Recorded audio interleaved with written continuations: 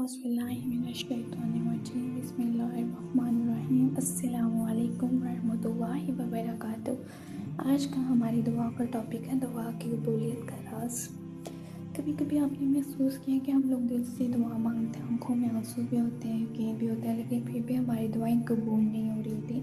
ہمیں ایسا فیل ہو رہا ہوتا ہے کہ اللہ تعالیٰ ہماری دعائیں سن رہے، لیکن یاد رکھیں اللہ تعالیٰ ہماری ہر دعا سنتے ہیں، بس فرق اتنا ہوتا ہے کیونکہ اللہ تعالیٰ کو پتہ ہے کہ کب کہاں ہمیں کس طریقے سے دینا اور کون سی چیز ہمارے حق میں بہتر ہے۔ لیکن ہم جلدی مانگتے ہیں مگر اللہ تعالیٰ کی ذات ہمیں وقت کے مطابق عطا فرماتے ہیں۔ حدیث پاک میں آتا ہے جب بندہ اللہ تعالیٰ سے دعا مانگتا ہے تو اللہ تعالیٰ کی ذات 3 طریقے سے دعا قبول فرماتے ہیں۔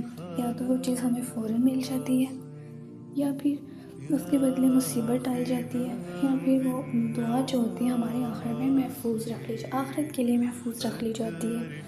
تو اگر آپ کی دعاؤں میں دیر ہو رہی ہے تو آپ کو گھبرانا نہیں چاہیے، بلکہ یہ بھی ہماری تقدیر کے لیے بہترین ہی ہوتا ہے، ٹھیک ہے۔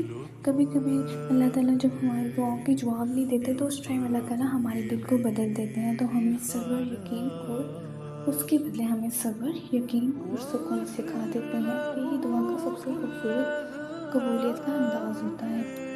جب بھی دعا مانگے یقین سے مانگے۔